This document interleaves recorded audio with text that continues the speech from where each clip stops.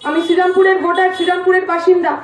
15 বছরে একদিনের জন্য আমি কল্যাণবাবুকে আমার বাড়ির সামনে ঘুরতে দেখিনি, হাত জোর করে ওই ভোট ছাওয়া ছাড়া, ভোটের আগে হাত জোর করে ঘোরা ছাড়া আর কখনো আমার এলাকার কোনো সমস্যা ওনাকে আমরা পাশে পাইনি।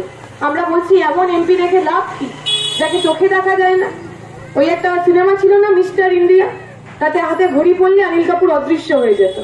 আমাদের এমপির অবস্থাও তাই, উনি খালি ঘড়ি পড়েন না, এমনি এমনি অদৃশ্য হয়ে যাচ্ছে। আমি শুনলাম যে কোনো একজন নাকি আমাকে মিস্টার ইন্ডিয়া বলেছে।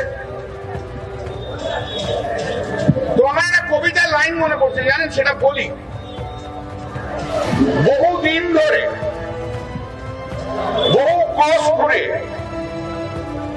বহু অর্থ ব্যয় করি, বহু দেশ ঘুরে, দেখিতে গিয়েছি পর্বতমালা, দেখিতে গিয়েছি সিন্ধু, দেখা হয় নাই দু চোখ মিলিয়া, ঘর হতে শুধু 2 পা ফেলিয়া, একটি ধানের শীষের ওপর একটি শিশির বিন্দু। তো মিস ইউনিভার্স দেশ বিদেশ সমস্ত ঘুরে বেরিয়েছেন মিস ইউনিভার্স।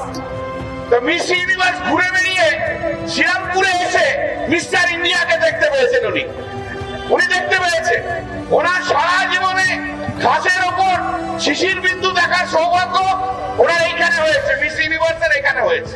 প্রতি মুহূর্তের খবরের আপডেট পেতে আমাদের চ্যানেলটি সাবস্ক্রাইব করুন ও বেল আইকনে প্রেস করুন।